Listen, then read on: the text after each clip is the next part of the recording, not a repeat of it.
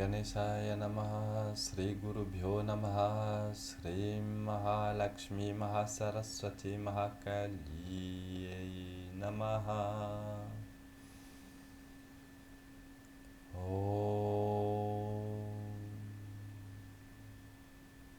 Namo Parvati Pataye Hara Hara Mahadev. Bonjour, je vous présente une nouvelle vidéo. Aujourd'hui, nous allons parler de Sarvangasana,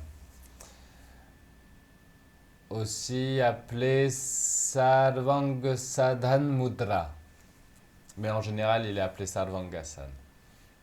Sarvangasana, c'est donc une position inversée qui est très bonne pour la santé de manière générale.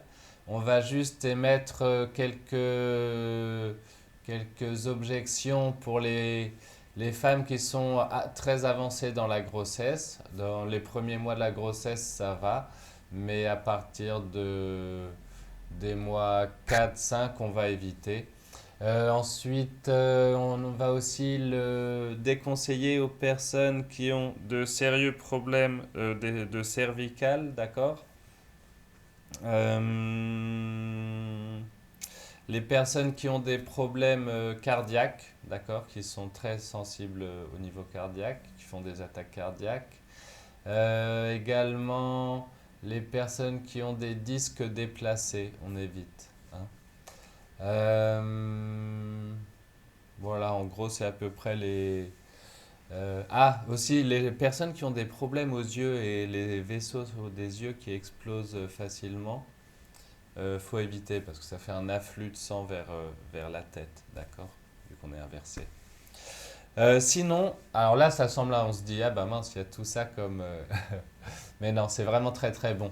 Ça stimule la glande thyroïde, la parathyroïde qui est au-dessus, le thymus, les glandes des tonsilles, les glandes salivaires, les amygdales. C'est vraiment très très bon. Euh, En stimulant toutes ces glandes, ça fait plusieurs choses.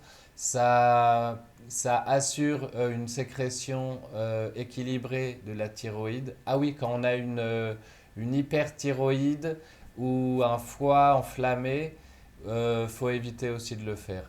Mais sinon, quand on a une hypothyroïde, par exemple, ça va stimuler les sécrétions bon, voilà. Oui. À part l'hyperthyroïde, c'est vraiment très bon pour la thyroïde. Ça va permettre donc l'équilibre entre tous les organes du corps. Ça stimule le thymus, donc ça stimule le système immunitaire. Et la parathyroïde qui gère la réparation des tissus osseux, d'accord? La génération et la réparation des tissus osseux. Donc, vraiment, au niveau de la santé générale, c'est parfait. Ça va également être utile pour soigner d'autres choses. Quand on a une respiration abdominale pendant la posture, ça fait un massage du foie, de la rate, du pancréas, de l'estomac. C'est bon pour le système circulatoire, pour le système nerveux, pour le système digestif. On l'utilise également beaucoup pour soigner l'asthme, pour gagner de la flexibilité au niveau vertébral de la nuque. Également pour soigner les hémorroïdes, pour aider dans les règles irrégulières, les menstruations irrégulières. Au moment de la ménopause aussi, c'est très bon de le pratiquer. Voilà, ça a vraiment énormément de bénéfices pour la santé. Il y a d'autres maladies plus rares aussi, enfin en France, l'hydrocèle par exemple, ça soigne aussi par ça. Euh, L'impuissance, le diabète, et, je l'ai déjà dit, les déséquilibres de la thyroïde. Voilà, donc ah oui, c'est aussi bon contre la toux et les rhumes et tout ça. Donc, une personne qui pratique régulièrement le Sarvangasana sera en très très bonne santé. Donc maintenant, la réalisation de l'asana.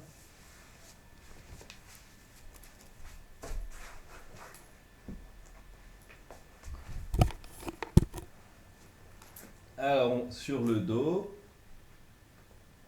le corps bien droit, bien dans son axe.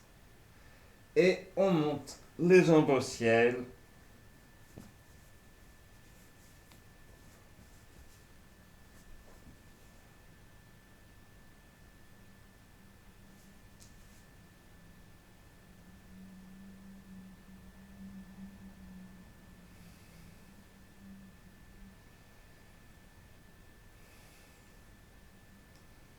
Voilà, on peut aussi le faire avec les bras à plat.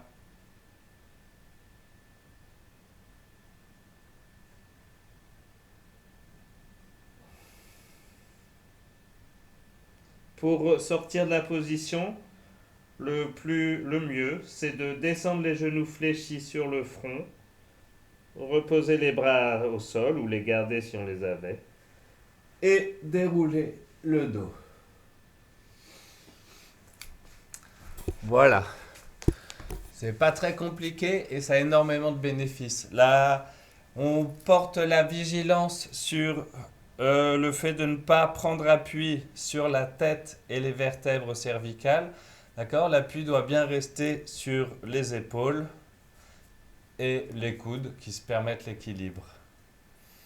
Pendant la posture, là on l'a fait une fois comme ça juste pour montrer la posture. On dit que quand on est débutant, il faut juste la garder quelques secondes, d'accord? Puis avec le temps, on peut la garder jusqu'à 3 minutes, 5 minutes. La respiration, on va le refaire maintenant en plaçant la respiration. Ça va être une respiration abdominale lente et contrôlée, d'accord? Et l'attention se pose au niveau de la gorge. Oui, au niveau de la gorge. On peut penser à Vishuddhi Chakra ou simplement visualiser une lumière bleue dans la gorge. D'accord? Allons-y avec la respiration.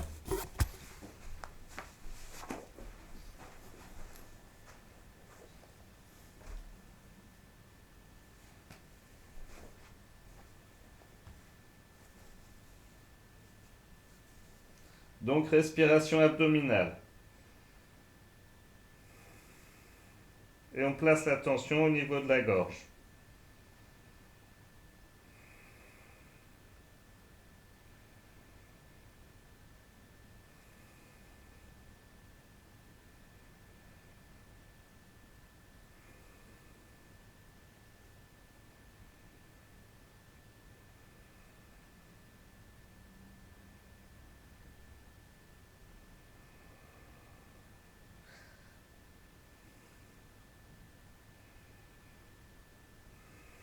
Et on redescend. Voilà. Si on le pratique, bon, on peut le pratiquer de toute façon, enfin il faut le pratiquer de toute façon. Et si on veut vraiment, si on le pratique avec l'intention de stimuler le centre, on appelle ce centre le Vyoma Granthi, d'accord? Vyoma, c'est l'espace. Ça correspond à l'élément espace, aussi appelé Akash. Et oui, si vraiment on veut stimuler le centre Vishuddhi, donc le chakra, on peut, tout en respirant, penser mentalement le Bij Mantra Ham, qui est le Bij Mantra principal qui correspond à ce chakra. Donc on fait sur l'inspire, on fait Ham, sur l'expire, on fait Ham mentalement. D'accord? Ça donne une autre dimension à la pratique. Eh bien, voilà pour cette vidéo. Je vous remercie de l'avoir regardée, de la partager. Om Sarve Jantu Sukhinaha Sarve Santu Niramaya Sarve Bhadrani Pashyantu Ma Kaschid Dukha Bhag Bhaveta Om Shanti Shanti Shanti Om Purnamada Purnamidam Purnat Purnamudachyate Purnasya Purnamadaya Purnamevavasishyate Om Shanti Shanti Shanti